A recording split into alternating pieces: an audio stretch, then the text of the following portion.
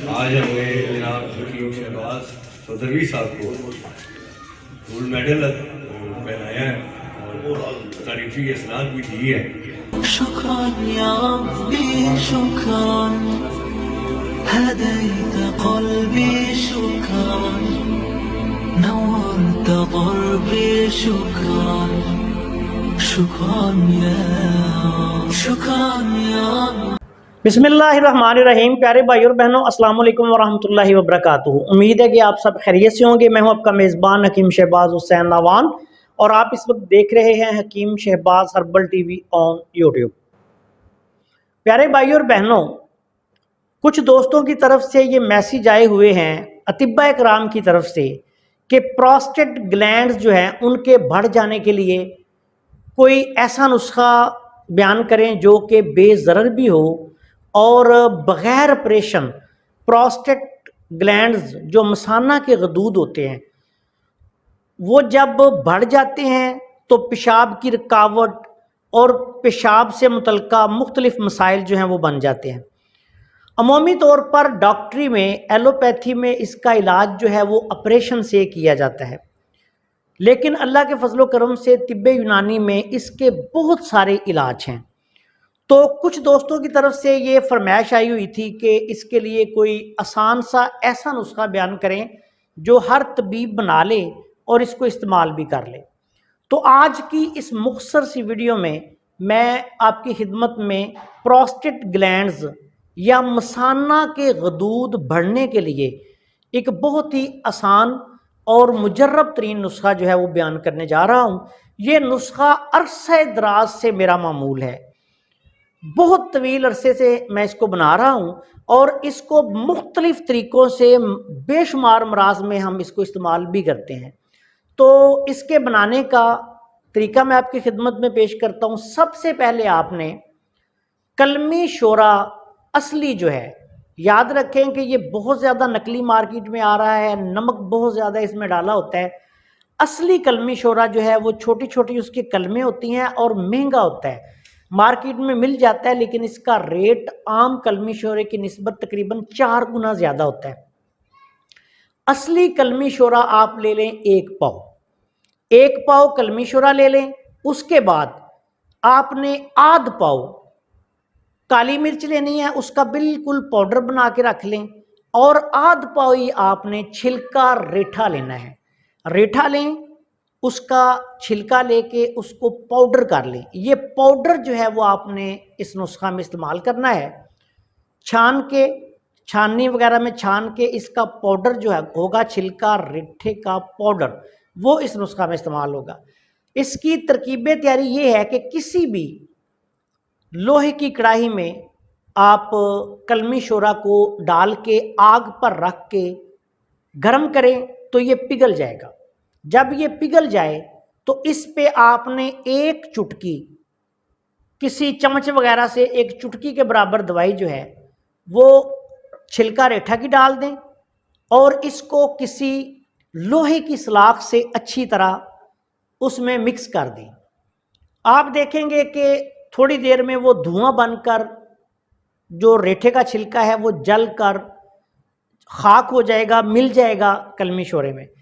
अब जब ये रेठे का छिलका जल जाए, उसमें जज्ब हो जाए, तो फिर आपने एक चुटकी काली मिर्च की डालनी है और इसको फिर अच्छी तरह से हिला देना है।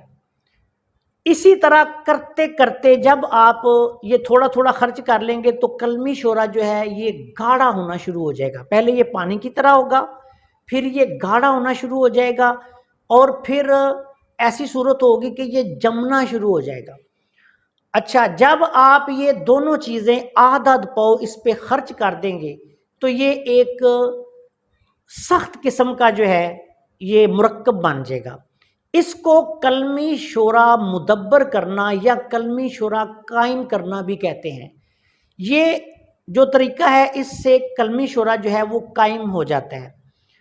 मुदब्बर भी इसको कह सकते हैं आप तिब की ज़ुबान में। अब आपने इसको, ये बहुत सख्त हो जाएगा। अब जब ये दोनों चीज़ें ख़त्म हो जाएं और अच्छी तरह कलमी शोरा जो है वो मुकम्मल तौर पे आंच खाकर یہ دونوں چیزیں جو ہیں اپنے آپ میں جذب کر لے تو یہ ایک سخت اور رنگت بھی اس کی تبدیل ہو جائے گی، یہ ایک سخت سا مرکب جو ہے یہ بن جائے گا۔ اس کو آپ نے آگ پہ رکھ کے کوئی 10-15 منٹ مزید آگ دینی ہے، اس کے بعد کڑاہی کو اتار لیں، یہ ٹھنڈا ہو کر سخت ہو جائے گا۔ پھر آپ نے اس کو تھوڑی تھوڑی چوٹ لگائیں، اس کو باہر نکالیں، ہامن دستہ میں کوٹیں یا پھر گرائنڈ کر لیں۔ اس کے بعد آپ نے اس کے 500 ملی گرام والے کیپسول بھر لینے ہیں۔ کیپسول بھر لیں، اگر برسات کا موسم ہو یا نمی زیادہ ہو موسم میں تو پھر آپ اس کو کیپسول نہ بھریں، پھر یہ ضائع ہو جائے گا، کیپسول خراب ہو جائیں گے۔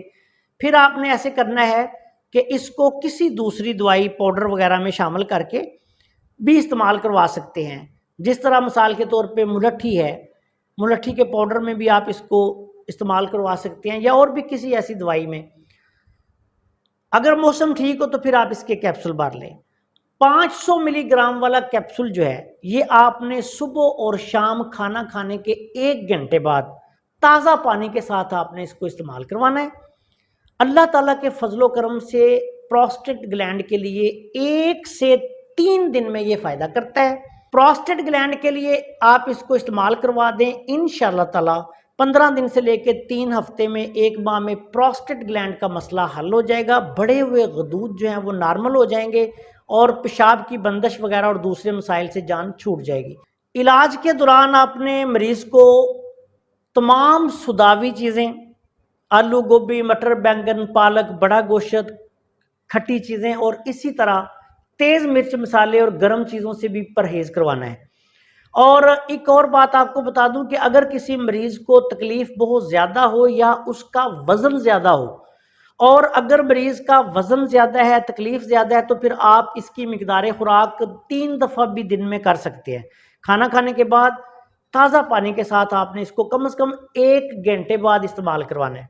ایک اور آپ کو بات بتا دوں کہ بعض لوگوں کو اس کے استعمال سے قے کی شکایت بھی ہو جاتی ہے۔